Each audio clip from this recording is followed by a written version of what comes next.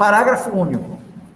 A multa prevista no artigo 44 e no parágrafo 2º do artigo 60, o que é que diz o parágrafo 2º do artigo 60? É a multa substitutiva, gente. Lembra aquela multa do 44? Diz assim, se a pena for inferior a 1 ano, vamos lá.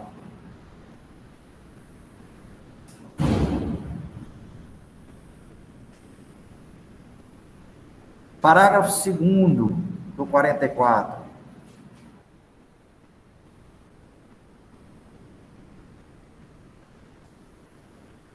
Lembra que diz assim, ó, deixa eu ver aqui.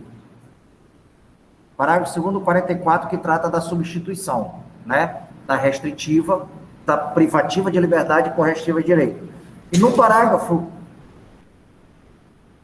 2º ele diz, na condenação igual ou inferior a 1 ano, a substituição pode ser feita por multa ou por uma restritiva.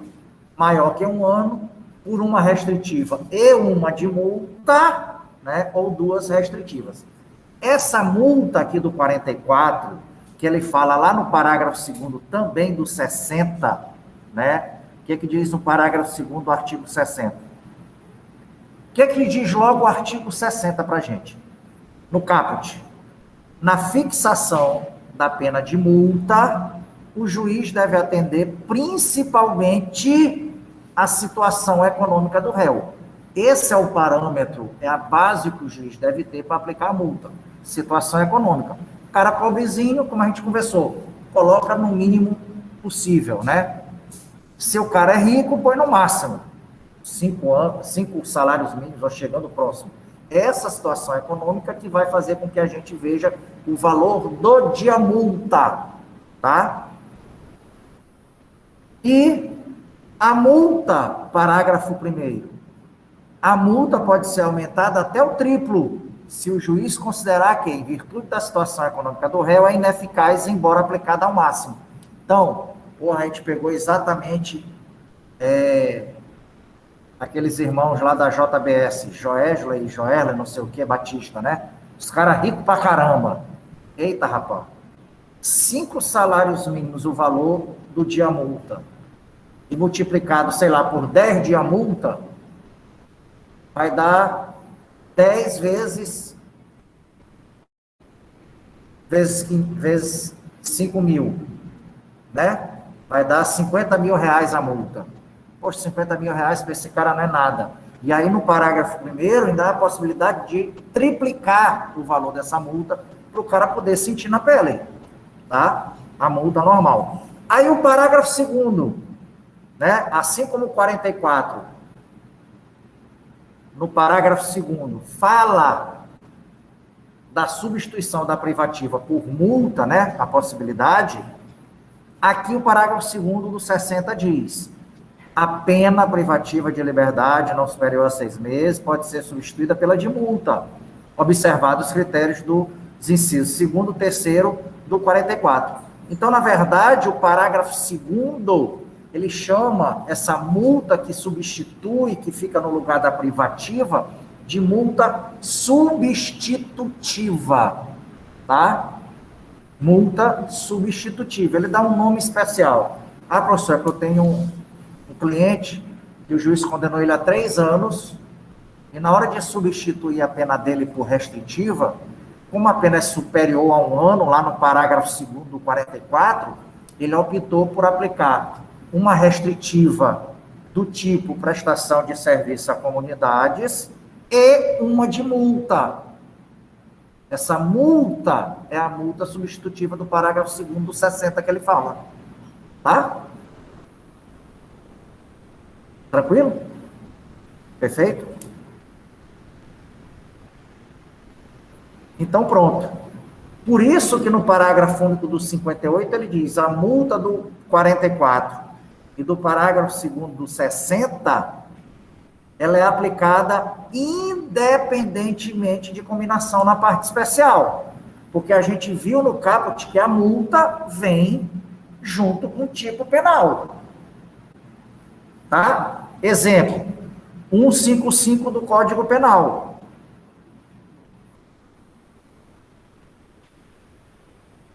155 diz lá, ó. Furto, pena, reclusão de 1 a 4 anos e multa. Beleza, perfeito. Tanto a privativa de liberdade quanto a multa, elas vêm combinadas no tipo penal, regra. E aí no parágrafo 2º ele faz a ressalva para a gente, olha, prestem atenção. A multa substitutiva, que é exatamente a do parágrafo 2º 60 e do parágrafo 2º 44, ela não vem no tipo penal, tá? Por quê? Ela só vai aparecer se houver substituição. Perfeito? Tranquilo?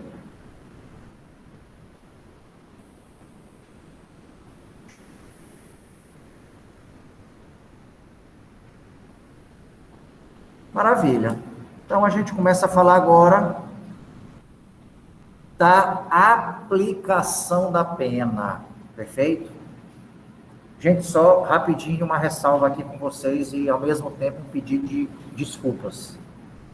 Dia 1º de setembro, meu notebook deu pau. Tinha pedido para o cara trocar o HD por um SSD para ficar mais rápido. Ele trocou no final de semana. Eu trabalhei com ele 30 e 31 de agosto, beleza. Dia 1º de setembro ele deu pau de manhã, meia hora que eu estava trabalhando, 8h15, 8h30 da manhã. E aí, de lá para cá, recebi ontem, tentando recuperar o que eu tinha feito segunda e terça, né, no meu trabalho, 8 processos. Para meta, para mim, 8 processos é muita coisa que ajuda na minha meta que eu tenho que bater.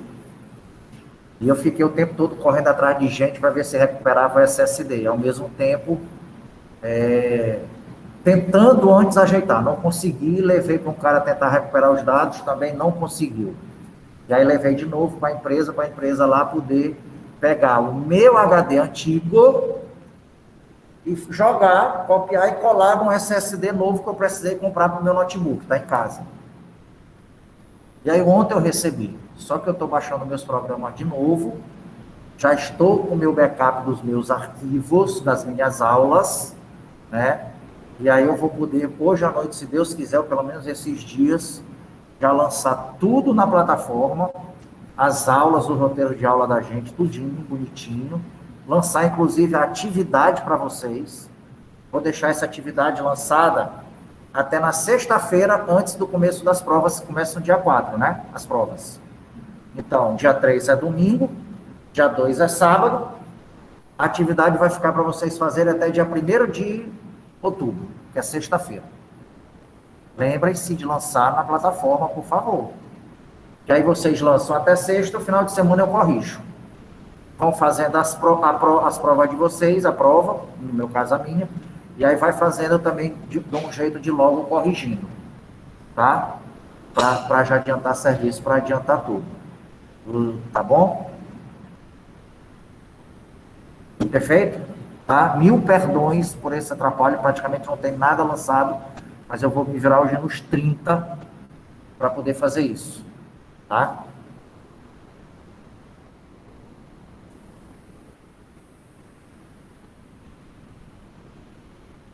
Então, vamos embora. A aplicação da pena a partir do artigo 59. O que é que diz o 59?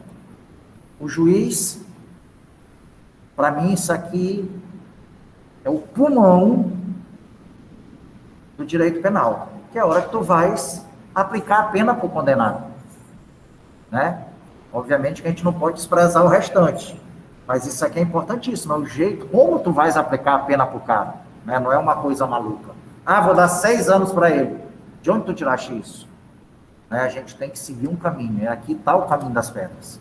No 59 diz: o juiz, atendendo à culpabilidade, aos antecedentes, à conduta social, à personalidade do agente, aos motivos, às circunstâncias e consequências do crime, bem como ao comportamento da vítima, estabelecerá, conforme seja necessário e suficiente, para a reprovação e prevenção do crime. Ó, teoria dos fins da pena, reprovação e prevenção, teoria eclética, né? Teoria mista bem aqui, beleza? Então, 8 circunstâncias judiciais Culpabilidade, antecedente, conduta social, personalidade, motivos, circunstâncias, consequências e comportamento da vítima. E aí, feito isso, o juiz vai aplicar a pena de que forma? Inciso primeiro, o roteirinho. Ele vai ver quais são as penas aplicáveis dentre as cominadas. Primeira coisa que ele precisa saber. Peraí, beleza. O cara foi condenado, eu estou condenando esse cara em quê? Ah, professor, eu vi aqui, ele foi denunciado por furto e realmente ele subtraiu coisa alheia móvel de alguém e eu condenei, então, né? Por isso, por causa da prova disso, prova daquilo, eu estou condenando ele em furto. A furto é artigo 155 do Código Penal e a pena é de detenção, né? Detenção é reclusão.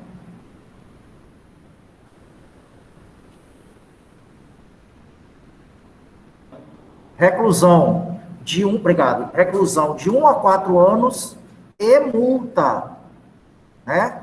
Então, olha só, a gente precisa, a primeira coisa no roteirinho é saber quais são as penas aplicáveis dentre as cominadas. Quais são as cominadas para o furto? Simples. Quais são as penas cominadas?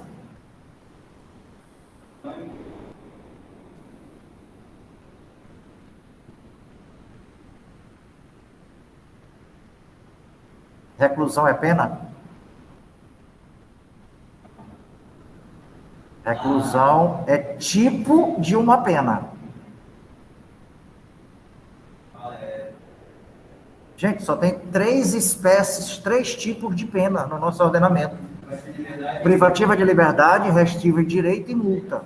Reclusão e detenção são tipos, são espécies da pena privativa de liberdade. Então, quais são as 2 penas cominadas? Privativa de liberdade e multa? Perfeito, são as 2 penas que a gente tem cominadas no tipo penal do furto simples, do 155. Então, primeira coisa, a gente já viu do inciso primeiro. Quais são as penas aplicáveis dentre as cominadas? Privativa de liberdade e multa. Beleza. Inciso segundo do 59. A quantidade de pena aplicável dentro dos limites previstos. Ora, quando a gente fala em quantidade de pena, para a gente chegar à quantidade, a gente precisa fazer a dosimetria da pena. E é o que nós vamos ver já, como é que funciona isso. Então, óbvio, a gente vai ver quais são as penas e ver qual é a quantidade, o quanto, né? Dessas penas, privativa e de multa. Depois disso, que a gente encontrou lá, 3 anos de reclusão e 10 dias multa. Beleza. Aí vai para o inciso terceiro, a gente vai ver qual é o regime inicial de cumprimento da pena privativa de liberdade. Entra, professor, 3 anos de reclusão, crime doloso, né? Não teve violência nem grave ameaça, vamos partir do pressuposto que ele não é reincidente, e as circunstâncias judiciais, inclusive, né? Tudo bonitinho aí, o regime. Então, qual vai ser o regime? 3 anos, reclusão.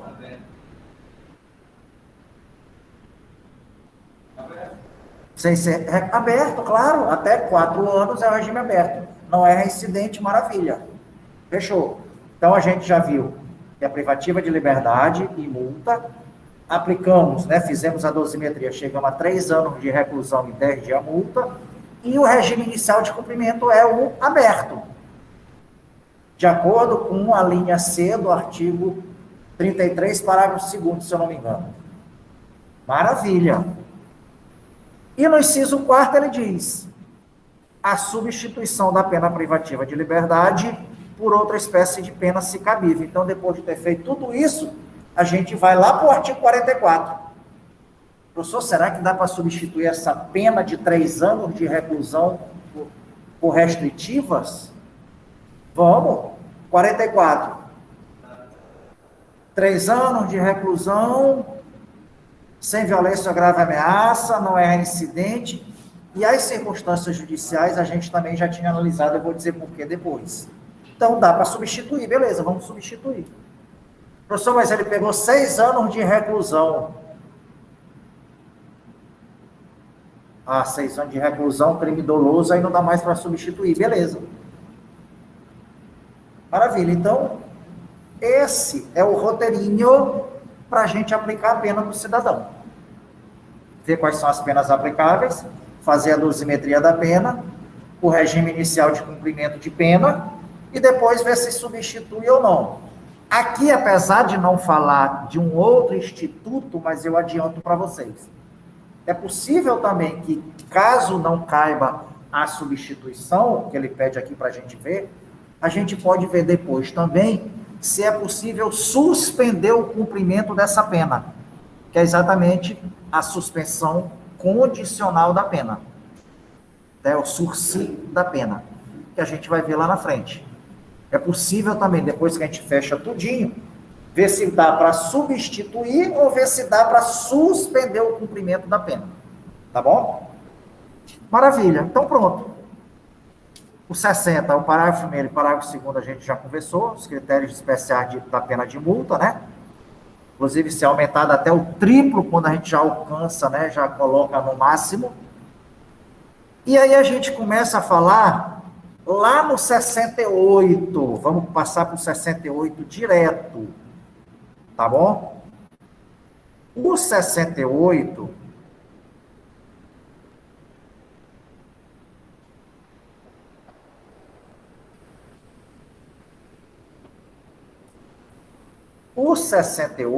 traz para a gente, né?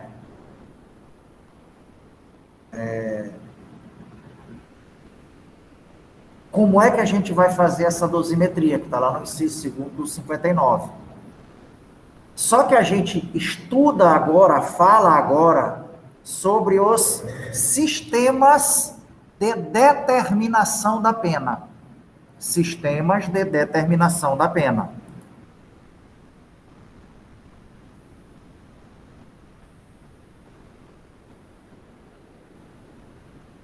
São 3 os sistemas, tá?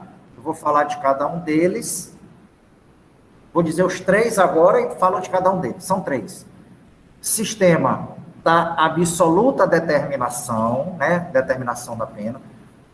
Sistema da absoluta indeterminação e o sistema da relativa determinação. Vamos começar a falar de cada um deles. O primeiro deles é o sistema da absoluta determinação, também Professor, Oi? pode dizer qual é o artigo? Não tem artigo, isso é doutrina. Ah, tá. Tá? Mas a gente, assim que terminar de falar dos sistemas, a gente já passa para o artigo 68 do Código Penal, já para saber como é que a gente faz a determinação da pena, tá bom? O cálculo da pena, tá bom? Então, beleza. Então, a doutrina diz para a gente, olha, quais são os sistemas de determinação da pena? O primeiro, sistema da absoluta determinação, ou, também conhecido, sistema do legalismo extremo. Legalismo extremo. De legal, né? Legalismo extremo. Sistema da absoluta determinação ou do legalismo extremo. Como é que funciona esse sistema de determinação da pena?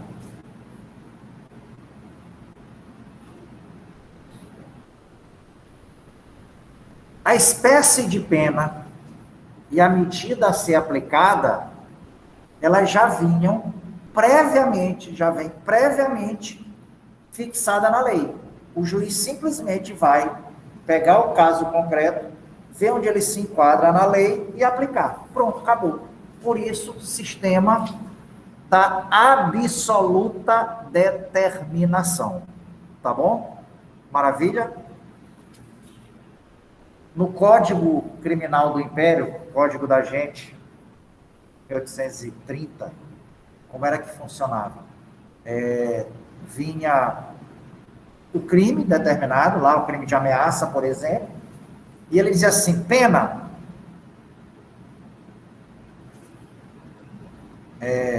prisão de 6 meses e multa. Pronto, acabou, papai. Eu só tinha que aplicar. Não tinha que fazer. Não tinha que... Alguns tipos penais não encontravas. né? Mas era muito simples. Meu irmão, eu aplico 1, eu aplico 6. E como é que eu vou fazer? Simplesmente, o que ele dizia? Aí ele trazia uma tarifação, ele dizia, olha, se esse criminoso, né, ele tinha agido de forma muito forte, rigorosa no crime de ameaça, ela já vinha determinada para tu aplicar 6 meses. Se era médio, tu aplicava 3 meses e 15 dias. Se era mínima essa ameaça, coisa pouca, era 1 mês de prisão só. Pronto. Já vinha pré-determinado, já vinha determinado previamente. Já havia uma absoluta determinação. Era o famoso legalismo extremo para a aplicação da pena. Não tinha o que pensar. Chegou, olhou, casou, é aquilo. Sistema da absoluta indeterminação. O sistema da absoluta indeterminação também é conhecido pelo sistema do livre arbítrio judicial. Livre arbítrio judicial.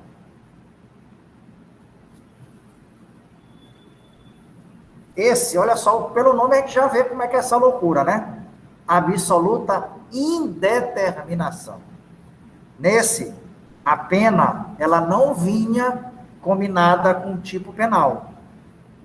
Aplicar a pena era tarefa do magistrado. E aí, ele aplicava o tipo de pena que conviesse a ele. Ele escolheu o tipo da pena para aplicar. Por isso, absoluta indeterminação. Livre arbítrio judicial. Ele fazia do jeito dele para aplicar a pena, tá? Ou seja, ele tinha poderes ilimitados para a aplicação da pena. E o terceiro sistema, sistema da relativa determinação. Sistema da relativa determinação. Esse, né?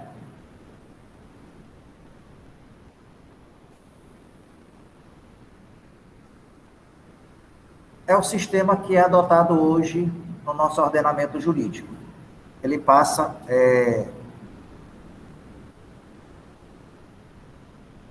A gente, vocês devem ter visto em TGP, que a individualização da pena, né, passa por 3 fases. A primeira fase é a legislativa, né?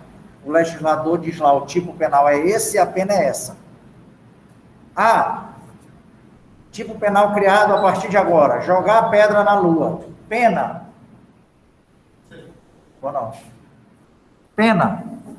Só um minuto.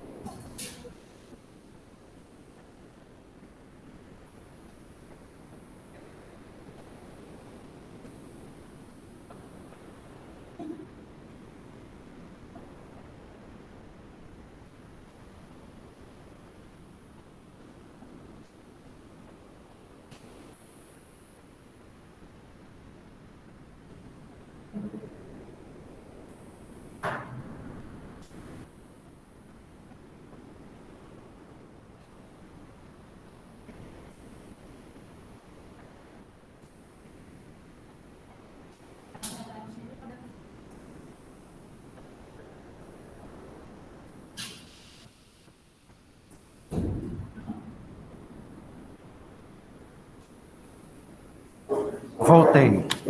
Obrigado. Então, como eu estava falando, a individualização da pena passa por 3 fases. A primeira, legislativa, né? Onde o legislador diz lá, vamos tipificar a conduta jogar pedra na lua. Pena, detenção de 6 meses a 1 ano. Pronto, beleza. Essa é a primeira individualização. A segunda individualização é exatamente a aplicação da pena, né? Ou seja, onde o juiz, né, de forma subjetiva, discricionária, mas dentro de um ordenamento, dentro de uma lei, né? Por isso, uma relativa determinação, ele chega a um quantum de pena. Perfeito. E a terceira é exatamente a individualização para o cumprimento da pena, né? Que aí vai saber lá no sistema prisional onde é que se vai colocar esse cara para cumprir a pena. Passa por uma individualização também. Então, são essas 3 fases. E para a gente, a que interessa é exatamente essa segunda, da aplicação, da fixação dessa pena, tá? Que ele vai pegar. Perfeito? E esse sistema, gente, é o sistema da nossa legislação. Sistema da relativa determinação. Tá bom? Beleza? E aí, no artigo 68, ele traz, né, os requisitos, qual é o caminho das pedras para a gente poder fixar essa pena. Diz lá no 68, como é que se faz o cálculo da pena? A pena base... tá. Antes de eu falar isso, deixa eu falar para vocês uma coisa. No cálculo da pena, né, quando a gente vai fazer a dosimetria da pena, os caras, antes de fazerem um código lá em 1940, ele entrou em vigor em 42, passaram por 2 caras, um chamado Roberto Lira e o outro chamado Nelson Hungria.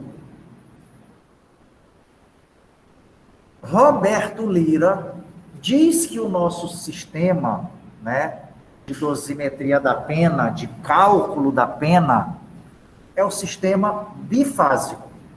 Ele só tem 2 etapas para a gente fixar a pena, para a gente calcular a pena do cara. Uma, através da fixação da pena base e das atenuantes e agravantes, e a segunda fase, as causas de diminuição e de aumento de pena. Pronto, 2 fases para ele. Tá? Nelson Hungria disse que não. Olha, nosso sistema é trifásico. Tá? Por quê? Porque na primeira fase da dosimetria da pena, do cálculo da pena, a gente vai fazer o cálculo da pena base. Depois da pena base, a gente vai ver se tem atenuantes e agravantes e aplicá-las. E, por fim, a terceira fase, causas de diminuição de pena e causas de aumento de pena. Pronto, aí fechamos a pena final desse cidadão. Efetivamente, o nosso código adota o sistema trifásico de Nelson Hungria, tá? Nosso sistema é o sistema trifásico de Nelson Hungria. Onde a gente vê isso? 68 caput. Olha o que diz o artigo 68, que trata do cálculo da pena, né, da dosimetria da pena. 68. A pena base será fixada atendendo-se ao critério do artigo 59 deste Código. Em seguida, serão consideradas as circunstâncias atenuantes e agravantes. Por último, as causas de diminuição e de aumento. Estão vendo como são 3 fases? Olha lá, a pena base, né, com critério do 59, em seguida, atenuante e agravante, e por último, terceira fase, causa diminuição e de aumento de pena. 3 fases. Para Roberto Lira, a pena base, com as atenuantes e as agravantes, constitui a primeira fase. E as causas de diminuição e de aumento de pena constitui a segunda fase. Mas não é, a gente percebe que são 3 fases aqui, né? Uma pena base, atenuante e agravante, causas de diminuição e de aumento de pena. Sistema trifásico de Nelson Hungria. Tá? Então, maravilha. Então, Passemos a estudar cada uma dessas fases. Professor, a pena base, né? A pena base é fixada atendendo o critério do artigo 59. Como é isso? Para a gente chegar à pena base, a gente precisa estudar as circunstâncias judiciais do 59. Que circunstâncias judiciais são essas? Culpabilidade, antecedentes, conduta social, personalidade,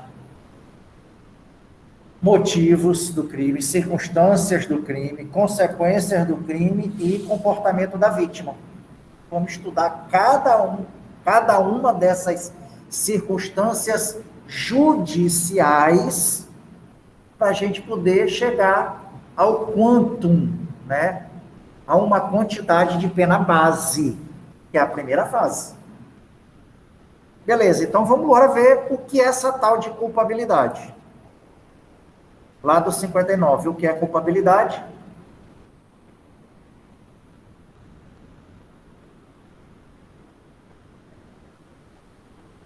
O que é culpabilidade? Culpabilidade aqui é exatamente a reprovação social, né, que o crime e o autor do fato merecem. Ou seja, aquela velha reprovação pela prática do delito que a sociedade tem. Isso é culpabilidade. Ou seja, é, na verdade, né, uma censura, uma reprovação da sociedade em face daquele criminoso e o crime que ele praticou. Tá, gente?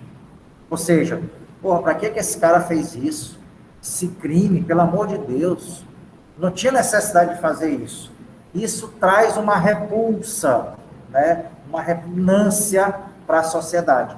E é essa repugnância que a gente vai aquilatar, né, a culpabilidade. Quando a gente estiver medindo, mensurando, aquilatando cada uma das circunstâncias judiciais na pena base, a gente vai fazer uma mensuração de forma a dizer que essa circunstância judicial ela é favorável ou desfavorável a esse criminoso. Entendeu? Então, quando a gente vai falar da culpabilidade de alguém, do crime que foi cometido para a pena base, a gente vai saber se essa culpabilidade, né, se essa reprovação social foi uma coisa normal perante a sociedade, se é uma coisa que foi extrema, que causou muita repugnância na sociedade. É isso que a gente vai levar em conta. Vou dar um exemplo para vocês conseguirem perceber o que é essa culpabilidade para a gente medir, né? Para favorável e desfavorável. Termina a aula da gente, 5 horas da tarde, eu vou para casa, um amigo meu me liga, é mais 7 horas eu vou no barzinho ali, bora tomar uma, vamos embora. Maravilha. Vão 2 amigas minhas, vamos embora, eu disse, eu vou. Chega lá, grode, quando dá 11 horas da noite, queimado, eu arrasto a pequena, não, nós vamos só no motel conversar. Só conversar, mais nada. E chega lá, eu forço e acaba cometendo estupro. Por 2 embriagados. Não quero, não faz. Cometi estupro, papai. Vou responder por estupro. Tranquilo? Qual é o grau de reprovação da sociedade em relação a essa situação? Para uns, vai dizer normal. Para outros, vai dizer grave. Ou não? Mas, professor, os 2 embriagados, essa louca ainda vai com ele, e aí não adiantou. O cara se empolgou, fez merda. É óbvio. A reprovação de qualquer delito, gente, isso é inerente a gente, ao ser humano. É óbvio que nós vamos reprovar qualquer conduta delituosa, isso é fato. Na culpabilidade, a gente precisa saber só se isso extrapola o que a sociedade vê com os olhos, né? Vê com o coração. Tranquilo? Beleza. Vou para uma outra situação. E aí vocês vão dizer se tem a mesma culpabilidade, se vocês vão fazer o mesmo critério para isso. Fui para esse barzinho com meu amigo. A gata não quis sair comigo. Não, não vou. Tudo bem, vou para casa. Quando eu estou chegando na porta de casa, tá o filho do meu vizinho, de 6 anos de idade, voltando da casa do amiguinho e indo entrando na casa dele. E eu chamo ele para dentro do carro e estupro o menino de 6 anos. Vou responder por estupro, de vulnerável, aquela coisa toda. Minha culpabilidade. O que vocês acham? Normal ou foi demais em relação ao que a sociedade vê isso?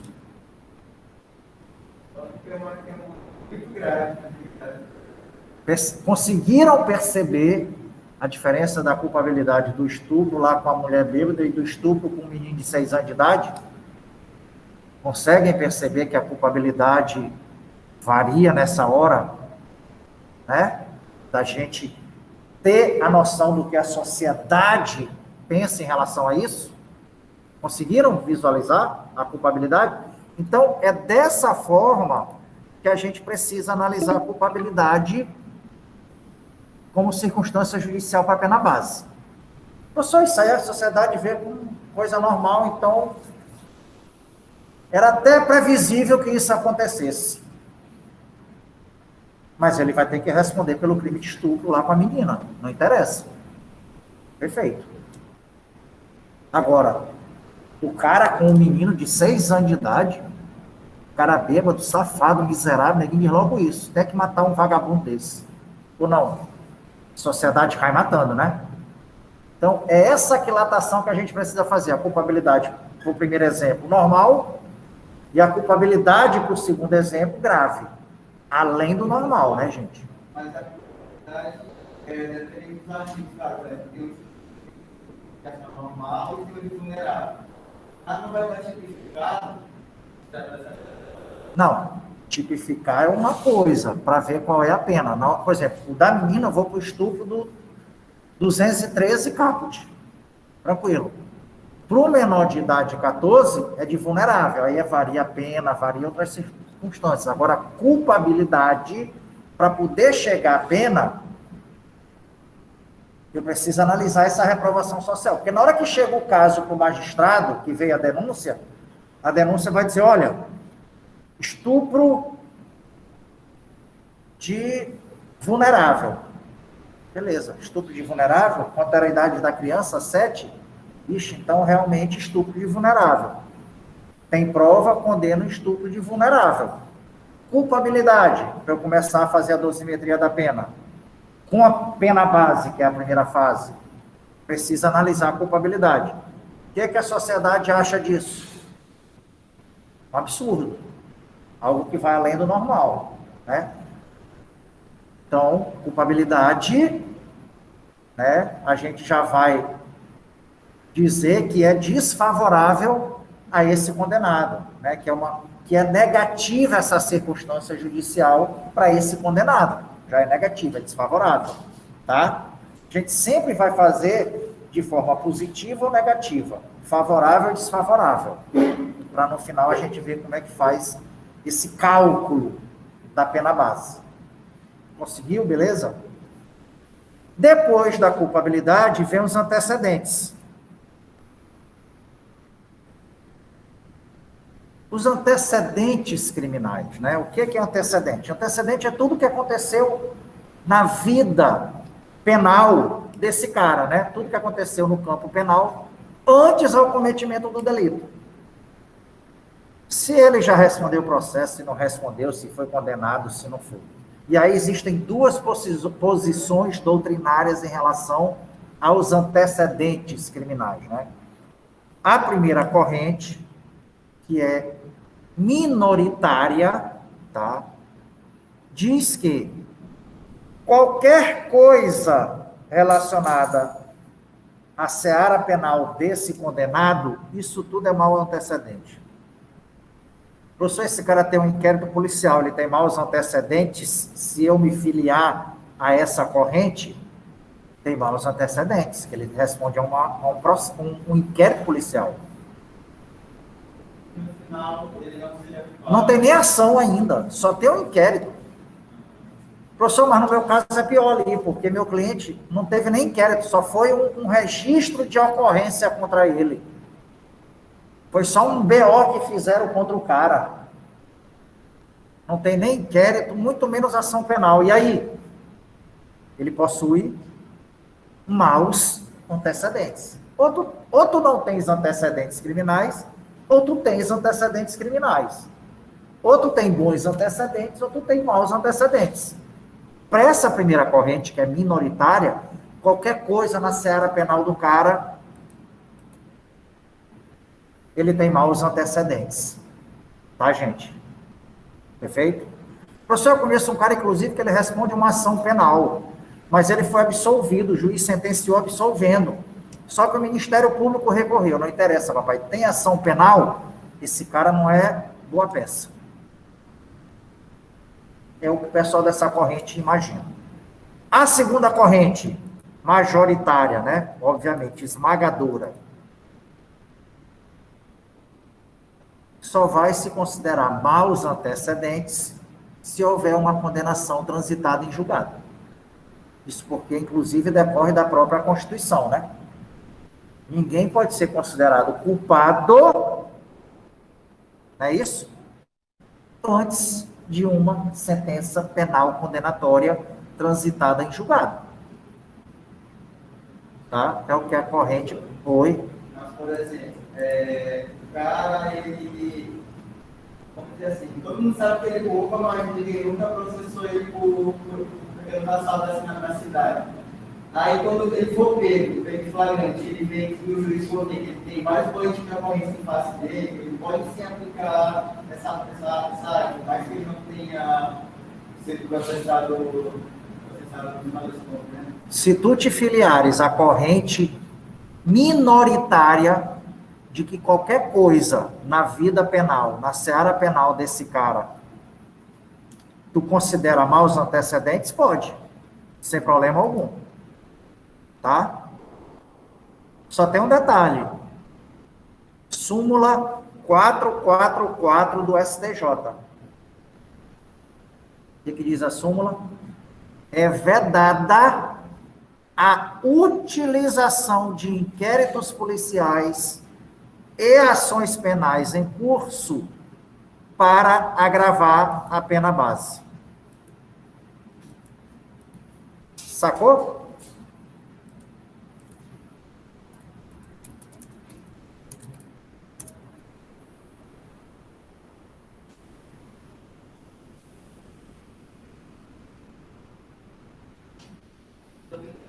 Só pode ser usação, ele só pode usar como taxa para na base se tiver antes de julgar, né? É vedada a utilização de inquéritos policiais e ações penais em curso para agravar a pena base. Ou seja, tu não dá para usar inquérito para dizer que o cara tem maus antecedentes.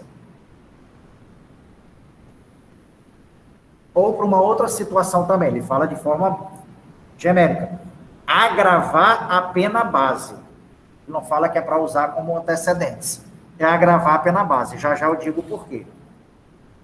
Entendeu? O próprio STJ já bateu o martelo. Não, meu patrão, não me adianta tu vir com um negócio de ação penal, de inquérito policial aí. Isso aí não serve para a gente agravar a pena base do cara. Não serve para dizer que o cara tem maus antecedentes.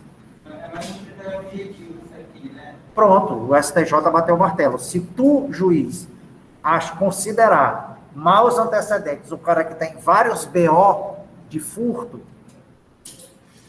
o defensor dele vai recorrer para o STJ e vai dizer, seu STJ, pelo amor de Deus, reforma a sentença, né, no ponto da culpabilidade, porque segundo a súmula 444 do STJ, isso o juiz não poderia ter usado para agravar a pena base na situação, por exemplo, da culpabilidade dele.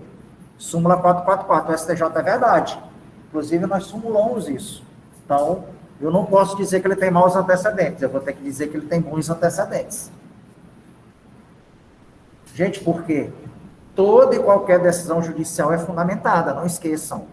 Então, na hora que eu vou falar da culpabilidade, eu tenho que dizer o porquê que eu estou falando, desculpa, da culpabilidade não, dos antecedentes, por que ele tem maus antecedentes. Eu vou ter que fundamentar, motivar o porquê disso.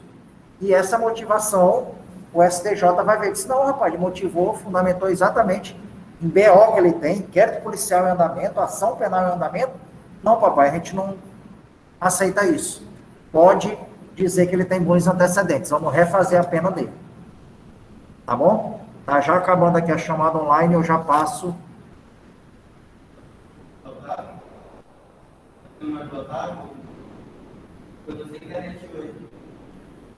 Mas então eu digo aqui rapidinho para vocês o código que vai gerar e alguém coloca o código na turma que aí já a galera agora já mesmo. Espera aí. Conduta social, terceira circunstância judicial é a conduta social. O que é essa conduta social? Ora, como o próprio nome diz, né, conduta social, como é que esse condenado, ele se conduz, né, perante a sociedade, como é que ele se apresenta perante a sociedade, perante a família dele, perante a vizinhança, perante a faculdade, a escola, como é que ele se apresenta? Tá? Ou seja, esse cara, ele é um brigão com os vizinhos, esse cara é violento, entendeu? É um cara que xinga todo mundo. Ah, mas ele é um cara que gosta de ajudar todo mundo, é um cara que se preocupa com as pessoas, né? Um cara que, quando ele pode, alguém pede uma carona, uma coisa ele vai dar, leva em casa. Ou seja, um cara que tem uma conduta social legal. Ou então um cara que não tem uma boa conduta social. Perfeito? Então é isso que a gente precisa analisar sobre a conduta social. Tranquilo? Tranquilo, gente? Personalidade. Oba, diga. Tá bom, beleza. Personalidade, tá? O que é a personalidade do agente? Para a gente aquilatar, né? Para a gente analisar como circunstância judicial. Gente, personalidade, na verdade, a personalidade são as características, né, da pessoa. Perfeito? A personalidade.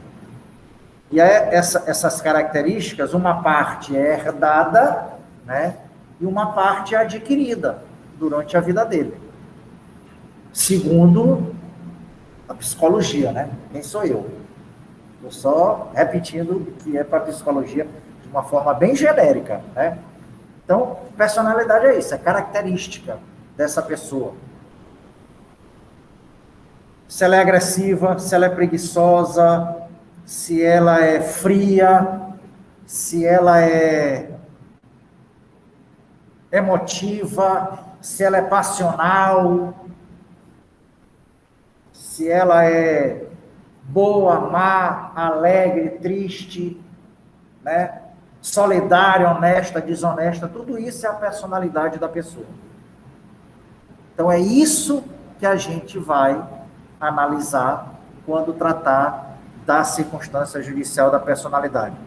Como é que esse cara se desenvolveu, como é que esse cara se apresentou durante a prática do delito, antes da prática do delito, depois da prática do delito. Você é um cara que estava o tempo todo rindo, um cara que não apresentou remorso, um cara que agiu friamente para a prática do delito, um cara que agiu com agressividade, tá? Então, isso tudo são situações que vão levar a gente a analisar a personalidade desse agente. Perfeito? Maravilha. Detalhe. Existem magistrados que nem sempre analisam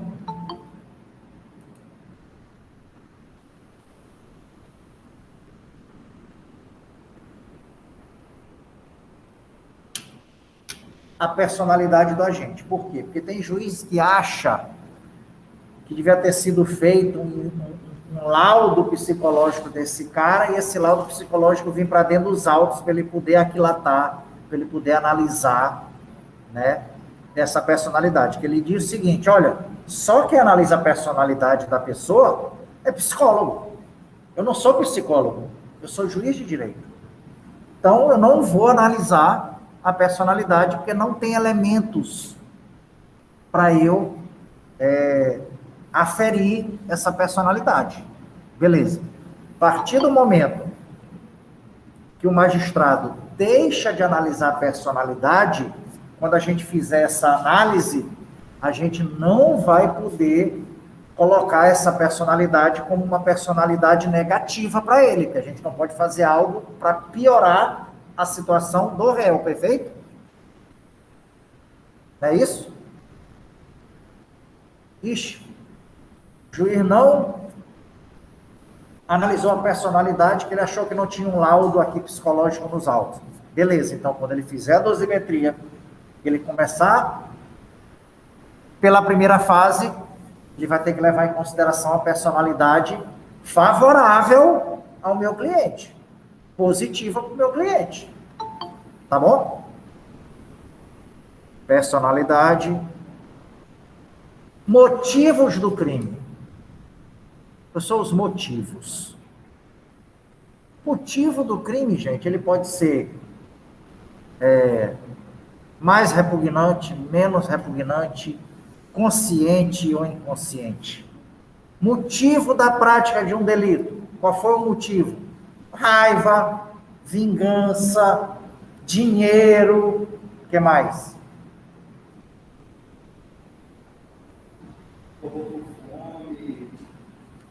Fome, tudo isso é motivo da prática de delito. Sadismo, só para ver o cara mesmo. Crueldade, né, para ver o cara sentir sadismo, o cara sofrer. São motivos para a prática do delito, tá? É o que se vai levar em consideração. Tá? Os motivos. Uns são mais repugnantes, outros menos repugnantes. Isso tudo a gente está analisando para, no final das contas, né, como eu falei para vocês, a gente precisa dizer sempre, né, assim, se essa circunstância judicial ela é favorável ou ela é desfavorável, se ela é positiva ou ela é negativa para esse cara. Tá bom? É porque não vai ter um número certo, tá? E teve 50% do crime que ele fez por raiva ou por vingança, não está específico. Não, beleza, não tem problema. Se 50% foi por raiva e 50% foi por vingança, isso é algo que seria favorável para ele ou desfavorável? Desfavorável. Pois é o que interessa para a gente, no geral das coisas, tá? Só olha, percebe-se, extrai dos autos, que o motivo que levou à prática do delito foi a ira, a raiva, né, da vítima, tinha a raiva da vítima, e ao mesmo tempo uma forma de se vingar, uma vingança. O que demonstra, né, que isso é desfavorável a ele, né, que isso traz uma forma negativa para esse condenado. Tá?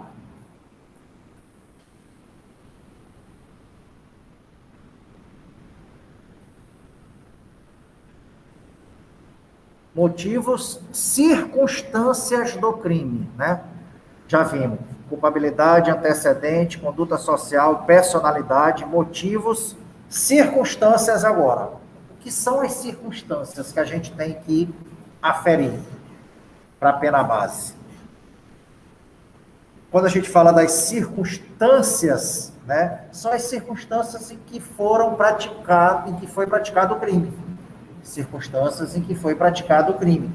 Só que a gente precisa ver os elementos que estão fora do tipo penal, para a gente poder, né, analisar as circunstâncias do crime, tá? Ou seja, tudo que está fora do tipo penal.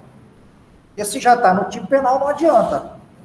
Ah, professor, foi um estupro de vulnerável e uma das circunstâncias do crime é que ele praticou o crime contra o menor de 14 anos. Choveu no molhado, né, meu patrão? Isso já está lá no tipo penal. A gente precisa ver circunstância que está fora do tipo penal. O professor, ele cometeu um furto à noite, professor. Rapaz, que loucura, olha só. O furto cometido à noite. Não, mas espera aí, furto cometido à noite, deixa eu ir aqui rapidão para um 155. Aqui tem o furto praticado durante o repouso noturno. Tem uma causa de aumento de pena. Ora, o furto praticado à noite já é uma circunstância dele mesmo, como causa de aumento. Então, não adianta a gente analisar isso como circunstância. Tem que ser algo que está fora do tipo penal. Por exemplo, o cara furtou uma pessoa dentro do ônibus, 6 horas da tarde, doido. Ônibus lotado. Rapaz, que miserável isso. Ou seja, dentro do ônibus, como circunstância, o ônibus lotado, mostrou que a audácia desse cara, né? Inclusive, ainda tinham 2 policiais dentro do ônibus. Essas são as circunstâncias que envolvem esse crime, a prática desse delito. Tá? Professor, o cara praticou um roubo, puxou foi um revólver lá na Praça Deodoro, senhor. Isso era meio-dia. Professor, ele é peitudo. Assalto, meio-dia, na Deodoro, lotada. E ele estava sem máscara, ó. Entendeu? Então, isso tudo é que a gente tem que analisar como circunstância do crime. Ah, estava de máscara, sem máscara, com capacete, sem capacete. Estão entendendo a situação? Do que é a circunstância do crime? É o que está fora do tipo penal. Tá bom?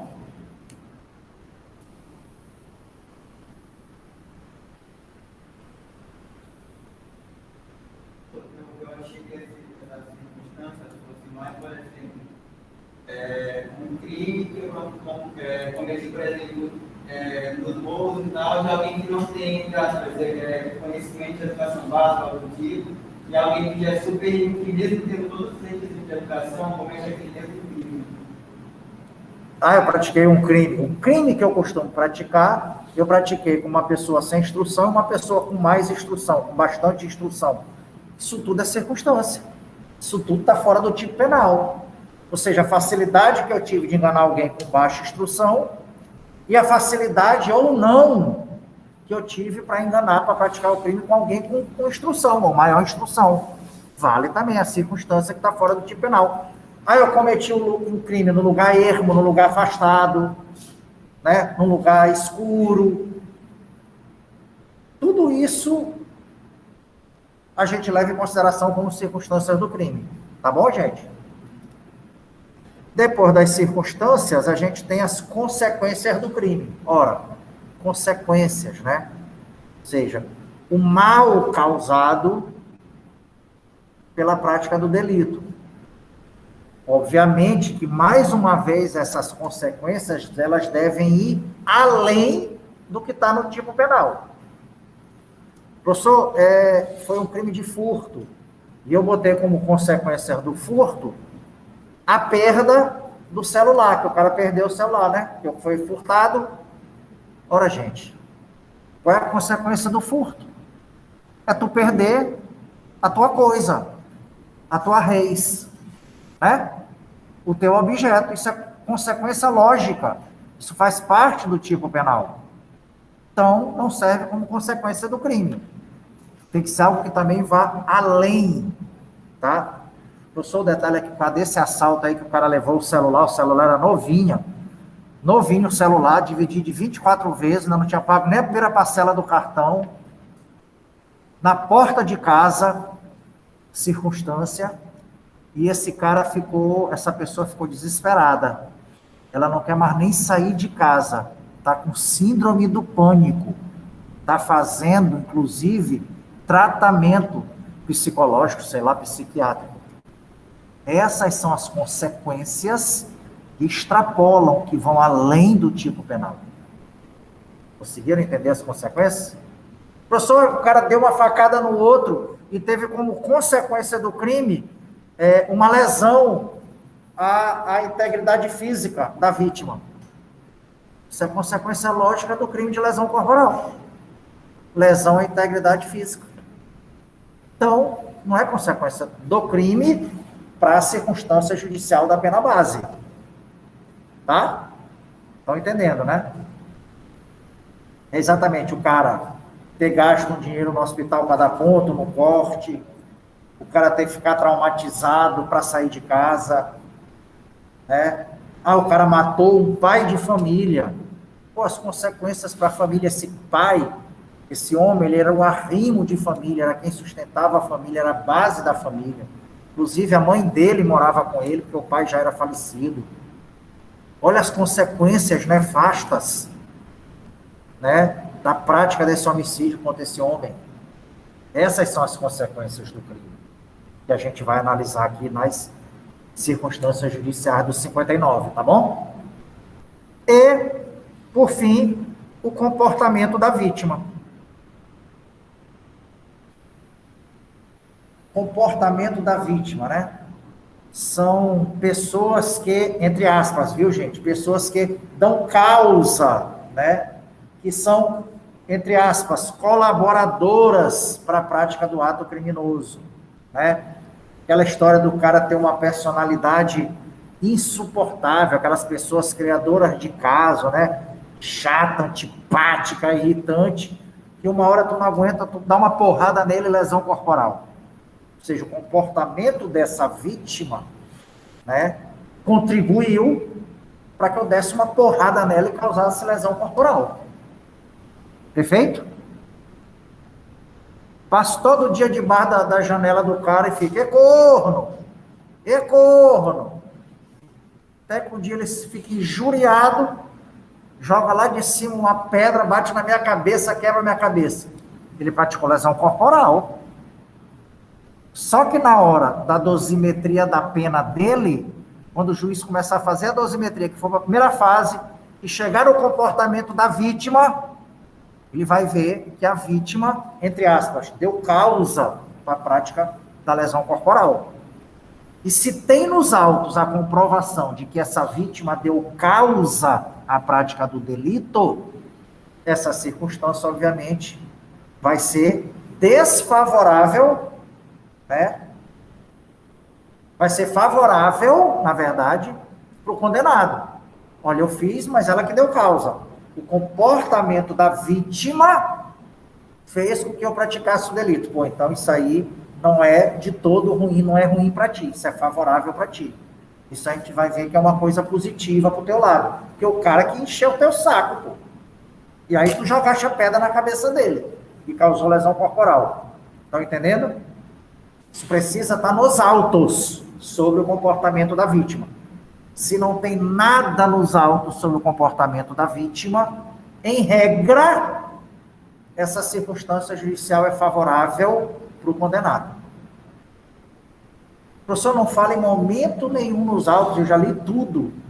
Em nenhum momento fala que essa vítima tenha contribuído, que o comportamento da vítima influenciou o bandido, o condenado a praticar esse delito. Bem, se não tem nada que fale, nós não podemos dizer que é desfavorável, que nós vamos estar prejudicando o cara. Não pode, né? Nada que é prejudicial se usar contra o réu. Então, a gente vai dizer que isso é favorável, que é algo positivo para ele. Mesma situação, como eu falei, da personalidade. O juiz disse que não tem um laudo e que não vai aferir a personalidade. Então, nós vamos considerar essa personalidade positiva para o cara, para o condenado. Tá bom? Perfeito? Tranquilo, gente? Entenderam, né? Então, depois que se analisa essas 8 circunstâncias judiciais, a gente vai fazer a pena base. Como é que se faz essa pena base? Como é que a gente chega a uma quantidade de pena base? Existem 2 critérios. O primeiro critério, tá? É o critério usual, geral, que o pessoal usa, até mais rápido. A gente vê a quantidade que tem de circunstância favorável e de circunstância desfavorável. São 8, perfeito? Vamos imaginar o crime de furto. Pena, reclusão de 1 a 4 anos e multa, certo? Quando o juiz vai ver a pena base, ele vai ter que fixar essa pena entre 1 e 4 anos de reclusão, e a pena de multa, ele vai ter que fixar entre 10 e 360 dias multa. São os parâmetros que ele tem. Professor, como é que eu sei que é 1 ano, que são 2 anos, ou que são 4 anos da privativa de liberdade? Ou que são 10, 20, 50, 200 ou 360 dias multa? Exatamente aquilatando cada uma dessas circunstâncias judiciais. Vamos imaginar que eu, passei debaixo da janela lá do cara e puxei o celular dele, furtei. Só que eu passei o dia todo dizendo, corno. Quando ele desceu para me bater, para tomar satisfação, eu furtei o celular e fui-me embora. Então, vamos embora fazer a pena base de Marvel. Marvel, culpabilidade por uma situação dessa. Tem gente que vai até rir, dizer, porra, esse miserável enganou o outro e roubou, e furtou. Então, uma culpabilidade normal. Né? Antecedentes, Marvel não tem. Culpabilidade, antecedentes, conduta social de Marvel. Normal, dentro da sociedade, um cara que é um professor que chega no horário, que não tem nada de anormal, tranquilo. Até a primeira prova ainda não teve nota baixa, então, por enquanto, ele é legalzão. Personalidade de Marvel, um cara tranquilo, na boa, também favorável. Circunstâncias do crime, né? E aí sim, viu que o cara, nessa hora, ia ter que descer pela escada para poder tomar satisfação e ver o que Marvel fez para parar de fazer isso. Nessa hora ele subtraiu, né? Se aproveitou da situação, dessa circunstância negativa. Consequências do crime. Nada nos autos que comprove que o cara tenha tido algum problema, alguma coisa, né? Além de perder o próprio celular, isso é inerente ao próprio crime, não conta, do tipo penal. Então, favorável para mim. Consequências também não, nada. E comportamento da vítima. Motivo, qual foi o motivo de eu ter cometido? Simplesmente vingança. Eu queria me vingar desse safado, que ele estava com um iPhone 45 e o meu iPhone 1. Fiquei com raiva dele. Só vingança. E comportamento da vítima. Não fala nada do comportamento da vítima. Então, a gente vai dizer que é favorável para o cara. 6, pronto. Ah, não. Eu dei causa, né? Todo dia eu passando chamando ele de corno. Quando ele desceu, eu peguei o celular. Então, eu tenho 5 positivas, 5 favoráveis a mim, ao condenado, e 3 desfavoráveis. Certo? O que é que a jurisprudência costuma fazer? O que é que os magistrados costumam fazer? Como a maioria das circunstâncias judiciais são favoráveis, né? A maioria das circunstâncias judiciais é favorável, a gente coloca a pena base no mínimo legal. Qual é o mínimo legal da privativa de liberdade do furto? 1 ano. É de 1 a 4. E a multa? Qual é a pena? A multa mínima? 10 dias multa. Então, a pena base vai ficar fixada em 1 ano de reclusão e 10 dias multa. Perfeito? Tranquilo? Maravilha. Pode-se dizer que, por exemplo, quando as circunstâncias são favoráveis, faz o mínimo legal. Quanto mais vai gravando essas circunstâncias, mais vai subindo. Vamos fazer o inverso. Vamos imaginar que eu tenho agora 5 circunstâncias judiciais desfavoráveis e 3 favoráveis. Ixi, eu tenho a maioria desfavorável, né? Então, se a maioria é desfavorável das 8, a gente pode colocar essa pena base acima do mínimo legal. Professor, mas acima do mínimo legal quanto? Não sei. Cada cabeça é uma sentença. 5 circunstâncias judiciais. Cada um de vocês aqui, pensem. Vocês colocariam em quanto acima do mínimo legal? 3 anos?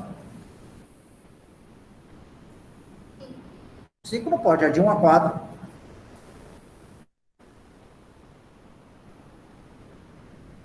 Eu colocaria 2 anos para começar. 3 anos. Entendeu?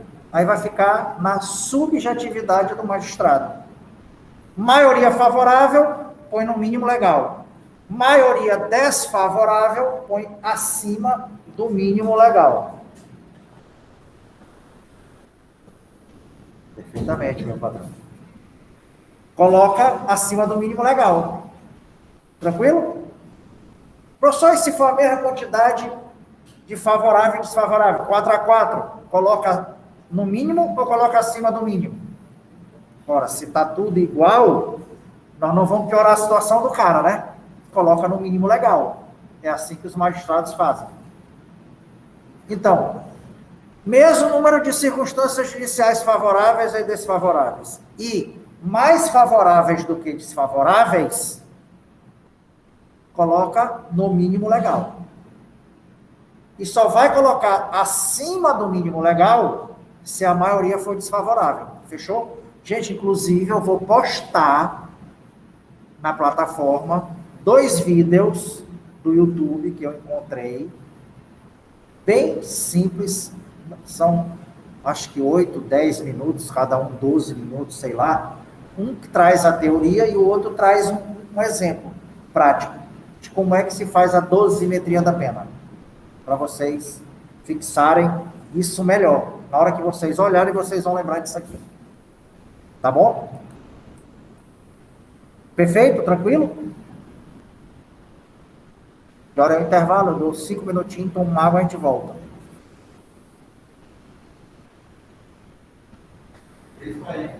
Não, 3,50. Não, mas é 3,50, né? Tá. Daqui a pouco eu dou um intervalozinho e a gente volta para falar mais um pouco. Conseguiram entender, então, como é que funciona? Esse é o primeiro critério. Vou ver quantas circunstâncias judiciais favoráveis tem, quantas desfavoráveis e vou aplicar. Um outro critério que é feito, né? Esse outro critério, para mim, é o critério justo da dosimetria da pena base. Como é que é feito? Não são 8 circunstâncias judiciais? São, né? São 8 circunstâncias judiciais. O que é que se faz? A gente pega o intervalo da pena combinada, certo? Intervalo da pena combinada. Ah, professor, e a pena de multa, como é que faz quando a maioria das circunstâncias judiciais são desfavoráveis? Como é que a gente faz na pena de multa? Fica ao teu critério. Tu coloca acima do mínimo legal, que são 10 dias multa. Se tu quiser botar 30, tu coloca. Se tu botar 100, tu coloca. 200, tu coloca. 90. Aí também é subjetividade do magistrado. Tá bom? Perfeito? O segundo critério, para mim, é o justo. Como é que é feito? Inclusive, esse critério, se eu não me engano, começou a ser difundido e trazido por um cara chamado Ricardo Schmidt. Ele é, se eu não me engano, paranaense, mas é juiz na Bahia. Não sei nem se já é desembargador.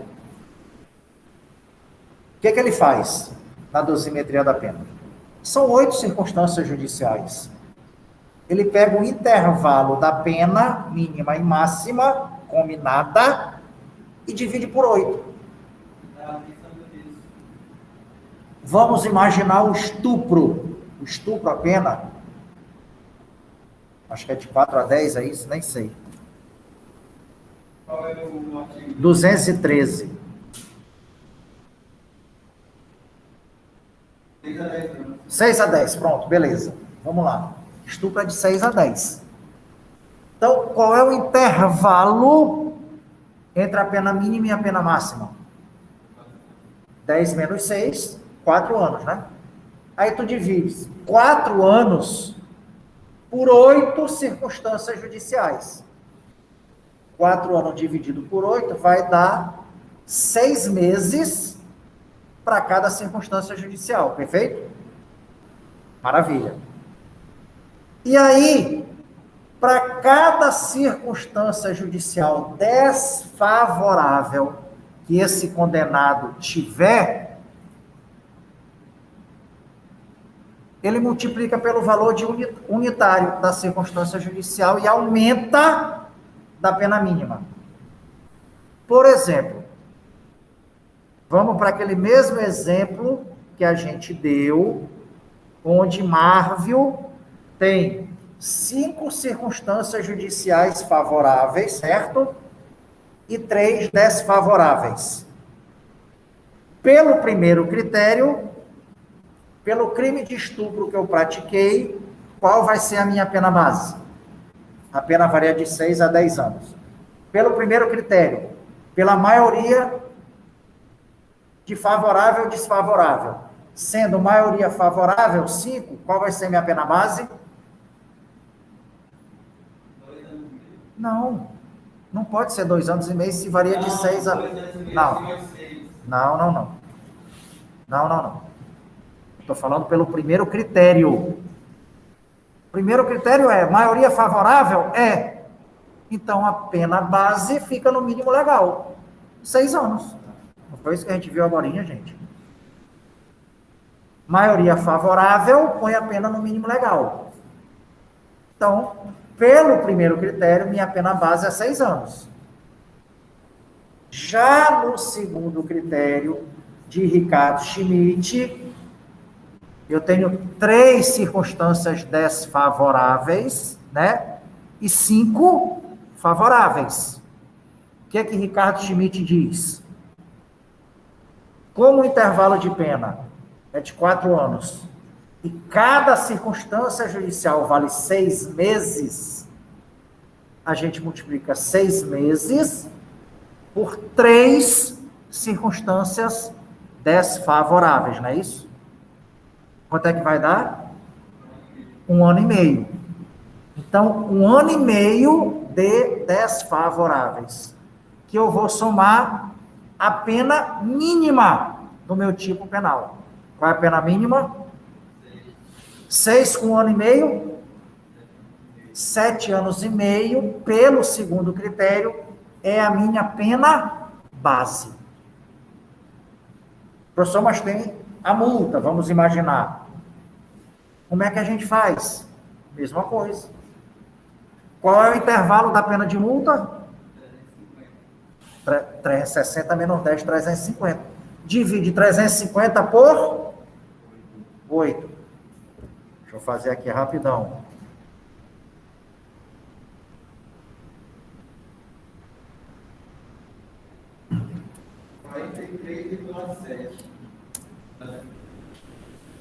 43,75. São quantas desfavoráveis? Desfavoráveis. 3. Vamos multiplicar por 3 esse valor unitário de cada uma, né? Vezes 3. 131,25 dias multa. É isso? Que deu aqui? Multiplicado por 3. E eu somo com o mínimo legal da multa. Quanto é o mínimo legal? 10 com 131. Vai dar 141,25 dias multa de pena base de multa. Perfeito? Tranquilo? Conseguiram captar a mensagem? Viram como é que funciona? Então, para mim, esse é o critério justo da aplicação da pena base. Porque já imaginaram? Olha só. Eu tenho 5 circunstâncias favoráveis e 3 desfavoráveis. E tu tens 4 favoráveis e 4 desfavoráveis. Em regra, pelo primeiro critério, uma igual da outra e a maioria favorável, nossa pena base ia ficar em 6 anos. A minha e a tua. Favorável e desfavorável está igual, não posso piorar a situação do cara, então vou botar no mínimo legal. E como tem mais favorável do que desfavorável, 5-3, vamos botar no mínimo legal. Nós dois com no mínimo legal, 6 anos pelo estupro. Só que se a gente for pelo segundo critério, né? Eu vou pegar 3 vezes 6 meses, minha pena dá 1 ano e meio, somado com 6, minha pena base dá 7 anos e 6 meses, e a tua vão ser 4 desfavoráveis multiplicado por 6 meses, dá quantos anos? 2. Somada a pena mínima, que é 6, tua pena base é 8 anos, e a minha 7 anos e meio.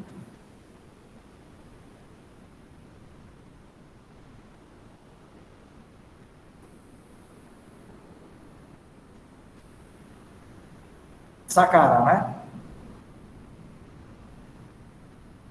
Perfeito? Tranquilo? Ok? Professor, só uma pergunta. A respeito desses critérios, é obrigatório, assim, o magistrado seguir pena mínima se tiver todos os critérios a favor da pessoa, do réu. Ele tem que dar a pena mínima mesmo e pronto? Pronto, aí nesse caso, se ele tem as 8 circunstâncias judiciais favoráveis, as 8, tanto faz pelo primeiro critério quanto pelo segundo critério, a pena base dele vai ser igual à pena mínima. Pelo primeiro critério, não é mais favoráveis para ficar no mínimo legal? Ora, se eu tenho todas favoráveis, vai ficar no mínimo legal, 6 anos.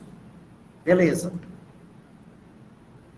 Pelo segundo critério, eu vou ter que pegar a quantidade de desfavoráveis e multiplicar pelo intervalo da pena máxima combinada e pena mínima combinada, dividido por 8. Que a gente viu que no estupro, cada circunstância judicial vale 6 meses. O detalhe é que eu não tenho circunstância judicial desfavorável para multiplicar por 6 meses. Eu tenho 0 vezes 6, é 0. Então, vai ficar no mínimo legal, porque eu não tenho que somar com a pena mínima. Perfeito?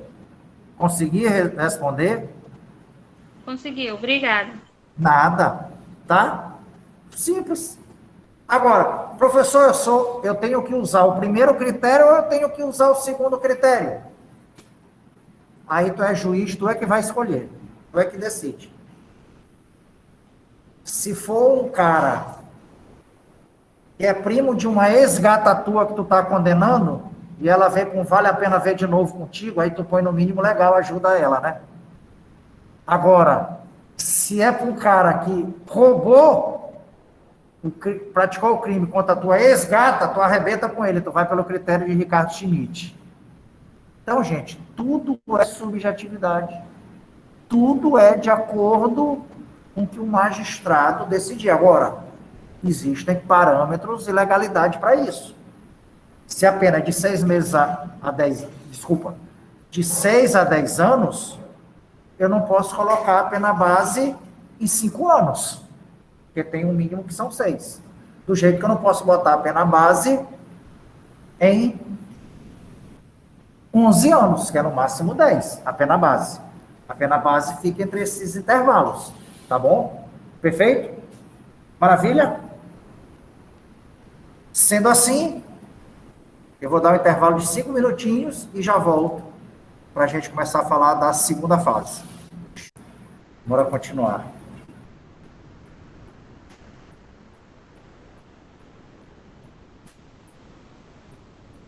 Então, voltando para o 68, né? O 68 que fala do cálculo da pena.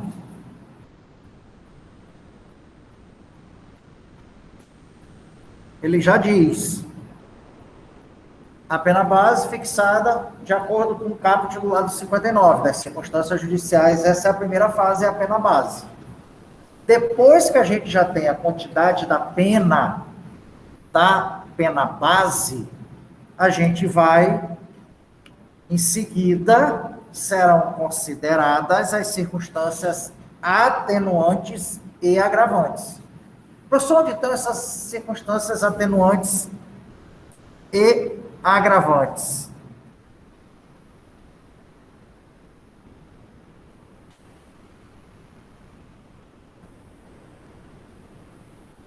A gente vai encontrá-las exatamente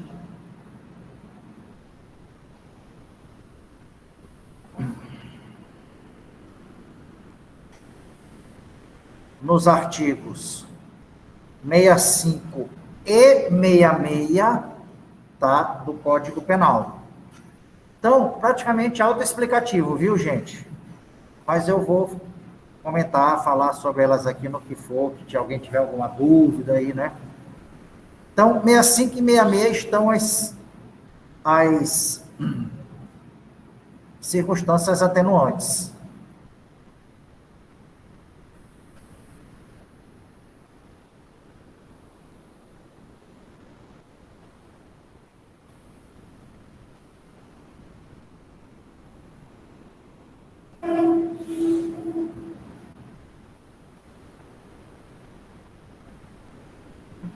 Beleza, o que é que diz lá? São circunstâncias que sempre atenuam a pena, tá?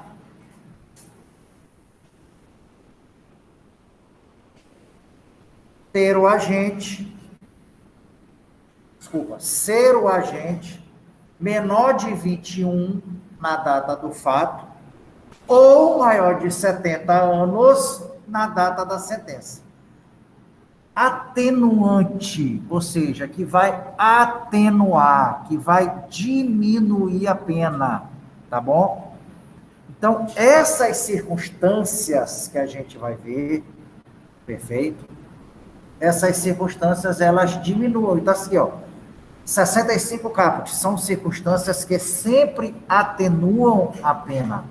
Só que esse sempre atenuam, mais na frente, a gente vai ver uma súmula que dá uma mitigada nesse sempre atenuam, tá?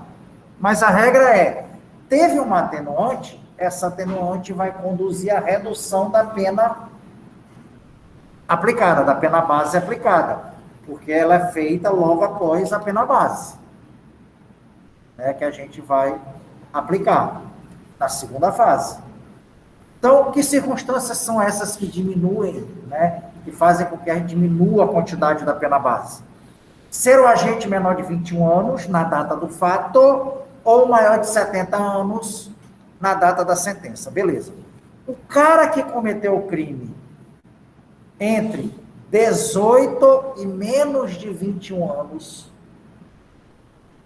ou o cara que for condenado, essa é na data da sentença, é na data da sentença condenatória, entendam, ele tiver mais de 70 anos, isso é benefício para ele, isso é atenuante. E aí nós vamos diminuir essa pena base dele. Professor, eu conheço um caso ali, que me pediram para eu ser o advogado, e esse rapaz, ele cometeu o crime, ele tinha 20 anos de idade. Opa! Isso, na hora da dosimetria da pena dele, o juiz tem que diminuir a pena base, porque isso é uma atenuante. Ter cometido o crime, ou seja, na época do fato, né, ele era menor de 21 anos. Ele tinha 20 anos. Então, o juiz vai ter que levar em consideração essa atenuante. Tá bom? Professor, eu conheço um caso ali que o cara cometeu o crime, ele tinha 67 anos de idade, um estupro. E agora ele está com 73. E o processo está concluso para o juiz sentenciar. Opa, beleza. Na hora que o juiz der a sentença condenatória, ele vai ter mais de 70 na data da sentença condenatória. Isso é atenuante? Vai diminuir a pena. Tá bom, gente? Tranquilo? Perfeito? Beleza. Outra circunstância atenuante. O desconhecimento da lei. Mas o desconhecimento da lei... Professor, eu tive isso mês passado, que o desconhecimento da lei não pode ser alegado para não sofrer pena. Não é isso? Deixa eu voltar lá. Artigo 21, erro sobre a ilicitude do fato. O desconhecimento da lei é inexcusável. Ou seja, ninguém pode alegar desconhecimento da lei para se livrar da prática de um delito. E por que o desconhecimento da lei aqui é um atenuante? Como é que é isso, professor? Perfeitamente. Aqui, o desconhecimento da lei não livra o cara da pena. Só atenua, diminui. Como é que isso funciona? Professor, é porque, na verdade, lá no erro sobre a ilicitude, né, do fato, do artigo 21 caput, lá não interessa se o cara vem de lá para cá, e lá ele fumava maconha, porque no país dele pode, ele chegou fumando maconha aqui, eu não sabia. Você é processado, vai, meu patrão, desconhecimento da lei é inexcusável, não tem desculpa, é indesculpável. Entrou na taca, vai responder por tráfico. Agora, aquele cara lá do Sembalzinho, do interiorzinho, matou um tatu, não pode, né? Tá em extinção, já são essas coisas, eu acho, se eu não me engano. E o cara lá do Sembalzinho matou o tatu. Nossa, eu matei porque tem um compadre meu que tava querendo comer um tatu, eu matei o tatu. E aí, eu dei para ele de presente. Meu patrão não pode, meu patrão, isso é crime. Não sei nem se é, viu, gente? Eu estou só dando exemplo. Não pode, é crime. Ah, mas eu não sabia que tinha essa lei. Meu patrão, 21 do Código Penal. O desconhecimento da lei não é desculpa para tu não responder pelo crime. Agora, como realmente tu mora aqui distante pra caramba, e realmente não tem como saber disso, né? Não chega informação, é complicado. Isso serve apenas como atenuante da tua pena, o desconhecimento da lei. Tá? E aí, por isso que o desconhecimento da lei é um atenuante, tá, gente? Tranquilo? Já vai acabar aqui a aula online, eu puxo de novo o link.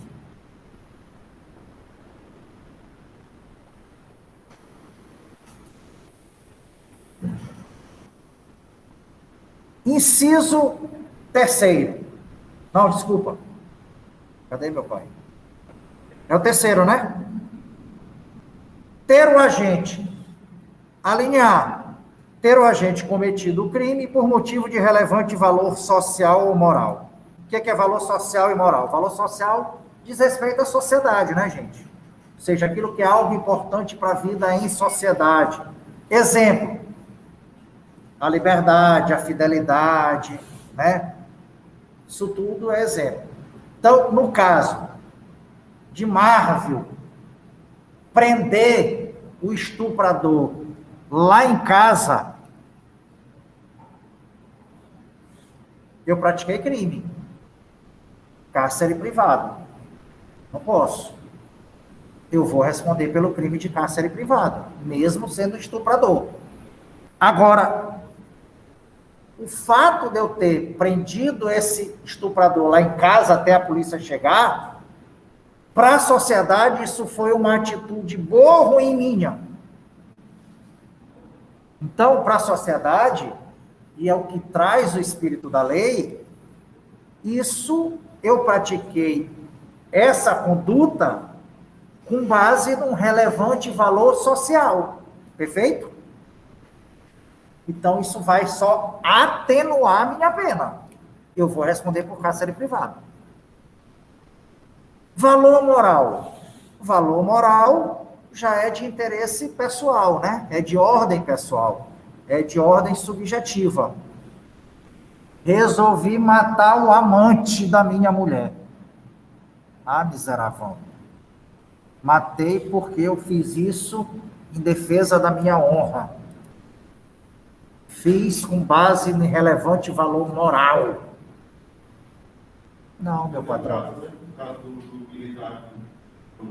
Daquele caso do militar. Na verdade, ele matou os dois, né? É, né? Voltou. Então, o que acontece? O cara, né, que tinha matado lá o amante e a esposa, o militar. Ah, fez isso por conta de relevante valor moral. Não vai isentar o cara de pena. Mas essa situação, se tratando de valor moral, da honra, aquela coisa toda, só vai fazer com que a pena seja atenuada. Isso é uma atenuante. Tá bom, gente? Tá? Perfeito?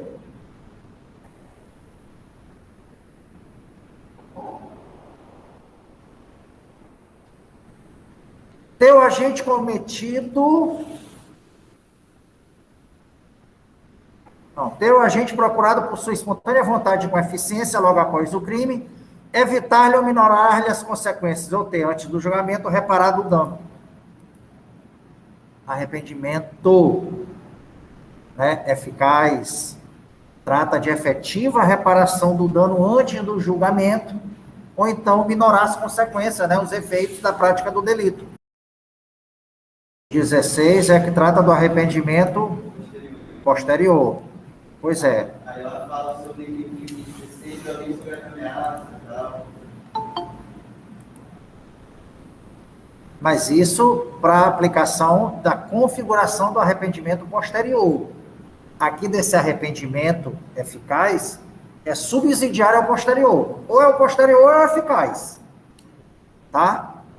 Lá para o posterior é sem violência ou grave ameaça. Aqui para o eficaz não, é minorar a consequência, né, e se arrepender antes da sentença, para poder diminuir. Para o posterior não, é preciso sem violência ou grave ameaça.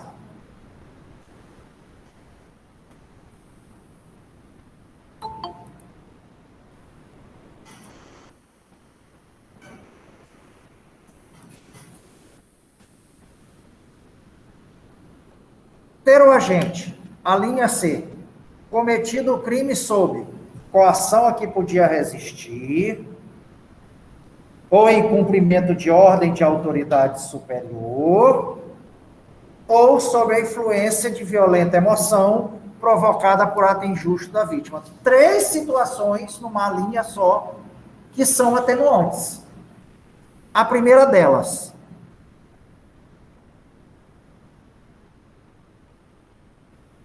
fala em coação, não é isso? Coação a que podia resistir. Aí ele está falando, viu, gente?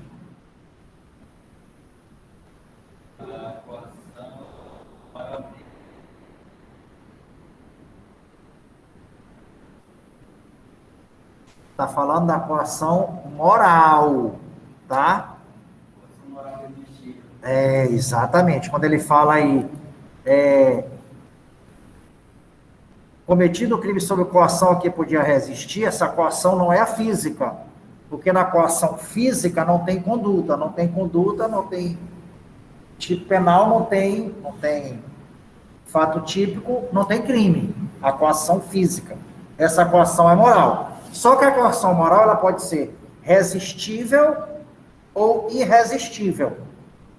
Essa aqui é a que não podia resistir, é a irresistível. É aquela história do gerente do banco, tá lá trabalhando, o bandido chega, põe a arma na cabeça dele e diz, olha, abre o cofre e eu quero levar o dinheiro. Ele disse, eu não vou abrir essa porra, não. Ele disse, se tu não abrir, meu comparsa tá lá na tua casa com tua mulher e teu filho, e ele vai matar os dois. Coação moral irresistível, né? Perfeito? Essa daí também, da mesma forma, o que é que vai acontecer? Vai excluir a culpabilidade.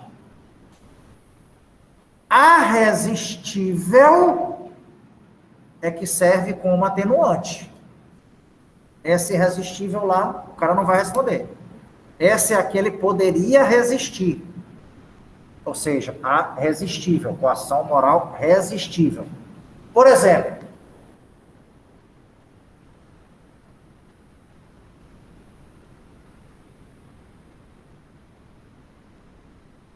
o colega está em sala de aula e diz, rapaz, estou lascado, tem que tirar 10 na prova. Aí chega pro bambambam da turma que só tira 10, ó, meu irmão, me ajuda. Esse meu irmão te ajuda. O professor me deu 9,5 na prova e eu tinha que ter tirado, era 10, ele me deu 9,5, eu estou com raiva dele. Vai lá e dá um bog na cara do professor. Se tu der um bog na cara do professor, eu passo pesca para ti, eu faço a prova no teu lugar e tu vai tirar 10. Bicho, dá um bog no professor, vai lá, meu irmão. Isso é uma coação moral irresistível ou resistível?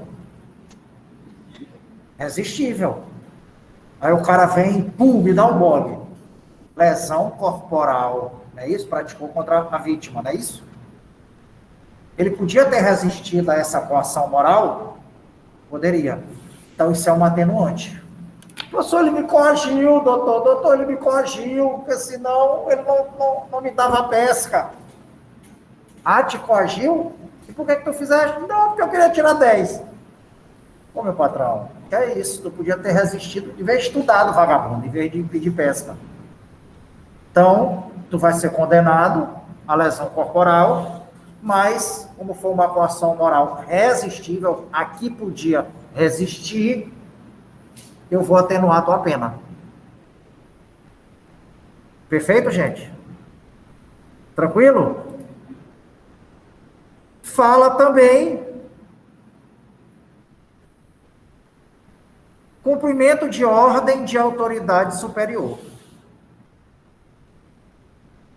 Se esse cumprimento de ordem superior, se essa ordem é legal, e se exclui a ilicitude. Meu irmão, prepara que tu vais atirar no cara, pro sniper, pro atirador de elite. Pode atirar. Ora, isso é uma ordem superior, só que é uma ordem legal. Excludente de ilicitude, né? Fez em legítima defesa, sei lá. Estrito cumprimento do dever legal. Perfeito? Se não é manifestamente ilegal essa ordem, tu não sabe se é ou se não é ilegal, se não é manifestamente ilegal, tu tá achando até que é legal, vai excluir a culpabilidade. Perfeito, beleza. Agora, se é manifestamente ilegal a ordem e tu faz, meu irmão, aquele cara ali é o Ricardão. Como eu sou o sargento, tu é cabo, vai lá e dá umas porradas no cara. Não, senhor, não posso fazer. Vai lá que eu estou te mandando, ordem de superior. Então tá. Soldado mandado não merece ser castigado, né? Merece sim. Essa ordem é manifestamente legal, tu não devia ter cumprido. Tu vai responder por lesão corporal só com essa atenuante de ter cumprido ordem manifestamente legal. Tá? E na terceira e última parte dessa linha C, né? Ter praticado o crime sob a influência de violenta emoção provocada por ato injusto da vítima. Aquela velha história. Porra, pratiquei o ato, né? Mas aí eu fiquei tão perturbado emocionalmente, o meu ânimo emocional alterou, né? Que acabou que eu fiz besteira. O cara ficou do meu lado o tempo todo, não, porra, não faz isso, não sei o que, eu me emputeci e meti a mão na cara dele. Pratiquei lesão corporal. Só que eu estava tão acometido dessa emoção, dessa situação, que eu acabei e cometi o crime por conta dessa violenta emoção que eu estava sentindo no momento. Vou responder pelo delito, só que atenuada pela violenta emoção em face, né, da perturbação de ânimo que a vítima provocou. Tá bom? Perfeito, gente? Tem coisa que é só para explicar um pouquinho melhor, né? Tem coisa que dá para entender, mas tem coisa que precisa explicar, que senão passa batido. Terceiro, teu agente, a linha D, confessado espontaneamente perante a autoridade a autoria do crime. Famosa atenuante da confissão espontânea. Professor, e que confissão é essa? Né? Porque existem duas confissões, né? A confissão simples e tem a confissão qualificada. Aqui atenua é a confissão simples. É simplesmente tu falar perante a autoridade. Professor, que autoridade é essa? É a autoridade policial? A autoridade judiciária? Como é que é isso? Tanto faz. O que interessa é que o teu depoimento, a tua confissão, ajude a resolver o caso. Tipo, assalto na casa do cara, levaram a televisão e um DVD. Me pegaram. Disse, meu irmão, abre o bico aí, como é que foi o que aconteceu? Eu não sei como é que aconteceu, eu estou por fora. Mas tu não estava, mas eu não sei direito como é que foi. Beleza, tranquilo. Vamos embora para frente. Agarraram meu compasse. Bora, meu patrão. Desembucha, como é que rolou? Não, só é o seguinte. Eu estava no canto, jogando dominó, aí Marco chegou, conversou comigo, se a gente não queria pegar um material que o cara estava devendo dinheiro para ele, que a gente ia pegar lá uma televisão e um DVD do cara. E eu disse, rapaz, eu vou contigo. E acabou que eu fui com o Marco e a gente foi lá, esperou os caras vacilarem e saíram. Eu tenho uma chave mestra, a gente entrou lá e pegou a televisão e o DVD do cara, da vítima. Foi, beleza. Cheguei em juízo, a ação penal se desenrola, e exatamente o que o meu comparsa tinha falado, né? Ele repete lá perante o juiz, dizendo, olha, estava jogando dominó, e aí ele me convidou, tem uma chave mestra, e a gente fez e aconteceu. E as testemunhas realmente viram a gente jogando dominó lá debaixo de um poste, foi pego, pegaram a chave mestra, né, que foi praticada para entrar na casa, inclusive recuperado lá a televisão e o DVD. Então, realmente, o que meu comparsa falou ajudou para solucionar o caso. ele vai ter direito à atenuante da confissão espontânea. Eu não, porque eu não falei nada. Não ajudei em nada, tá? Essa é a confissão simples, gente. A confissão qualificada, essa não serve como atenuante. O que é a confissão qualificada? Eu costumo dizer que a confissão qualificada é aquela que o cara tira do seu e põe no do outro. Geralmente praticada com excludente de licitude. Rapaz, é o seguinte, para tu bater mesmo no cara, rapaz, eu bati. Mas é porque um amigo meu disse que eu não ia ter coragem de fazer, eu fui lá e bati no cara. Eu bati, foi mesmo. Ih, rapaz, até doido, é? Não, rapaz, eu bati. Mas foi ele que mandou, a culpa é dele.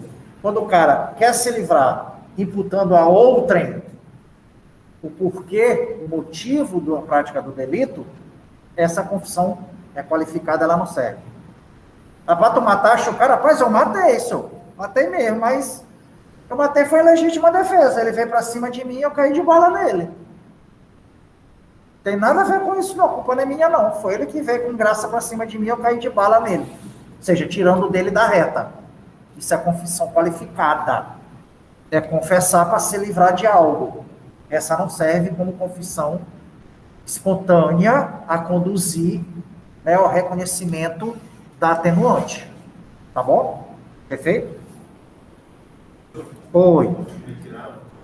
Pode, meu patrão. Pode. Não, tranquilo. Que é isso? Tem esse negócio não. Terceiro, teu agente, a linha E, cometido o crime sob a influência de multidão em tumulto, se não o provocou. Ter cometido o crime sob a influência de multidão em tumulto, se não o provocou. Né? Multidão em tumulto. Essa aí eu costumo dizer que essa atenuante, a famosa atenuante da Maria vai com as outras, não tem essa história? Maria vai com as outras? Vê um fazendo e quer fazer? Eu costumo chamar essa atenuante de atenuante Maria vai com as outras. Por quê? Aqui o cara, quando vê aquela multidão em tumulto praticando o delito, ele se envolve e vai junto. Rapaz, o caminhão de cerveja acabou de virar ali. A galera tá indo lá pegar os engradados de cerveja. Rapaz, eu vou lá também. Eu vou lá buscar. Furtei, lindo. Pratiquei furto. Assim como as outras pessoas também praticaram furto. O negócio que eu me empolguei quando eu vi essa multidão em tumulto e fui lá e peguei. Eu vou responder pelo furto, só que com atenuante de ter praticado o crime, né?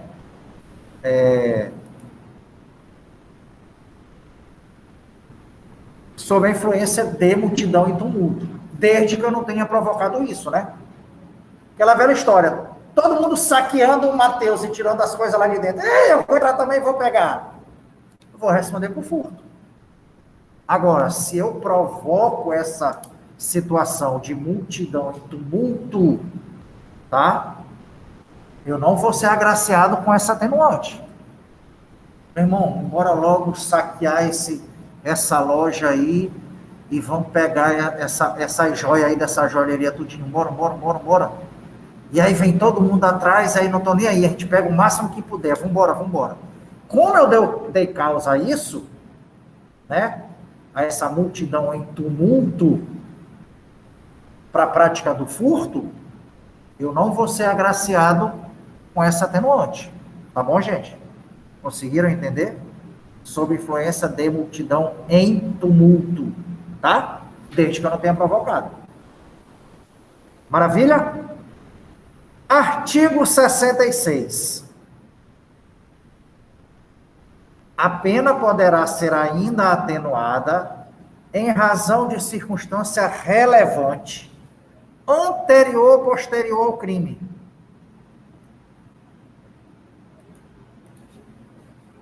Embora não prevista expressamente em lei. Ou seja, mesmo que não tenha previsão em lei da atenuante, né, eu posso atenuar a pena dessa pessoa por uma circunstância que aconteceu antes ou depois do crime, mesmo que ela não esteja no rol do 65. Ora, com isso, o que que a gente consegue vislumbrar, né? E esse rol do artigo 65 é só um rol exemplificativo de atenuantes. Porque o 66 diz que qualquer uma outra circunstância, mesmo que não esteja expressa em lei, eu vou poder usar como atenuante para diminuir a pena do cara. A doutrina chama o artigo 66, essa atenuante do artigo 66, de atenuante inominada. Ou seja, uma atenuante que não tem nome. Inominada. Tá? Perfeito? Professor, e como é que funciona isso? Imaginem, eu fui violentado sexualmente várias vezes na minha infância. Acabei que eu fiquei com trauma disso. E quando adulto, acabei que eu cometi um crime de estupro. Né? Crime contra a dignidade sexual. Então, essa circunstância anterior ao crime, o juiz pode usar para atenuar a minha pena. Cara, o cara viveu tão sofrido, tão angustiado, passou por tudo isso, eu vou atenuar a pena dele por conta dessa situação. Tá? Atenuante inominada está no artigo 66. Para fechar, o artigo 67, que diz, no concurso, não vou falar ainda que eu não falei das agravantes, então não adianta. Então a gente vai parar bem aqui no 66, na próxima aula a gente começa a falar das agravantes. Tá? E na próxima aula a gente termina o nosso conteúdo programático. Maravilha? Muitíssimo obrigado pela presença de todos, pela compreensão, e até o nosso próximo encontro, até a nossa próxima aula. Uma boa tarde, uma boa semana para todos. Valeu!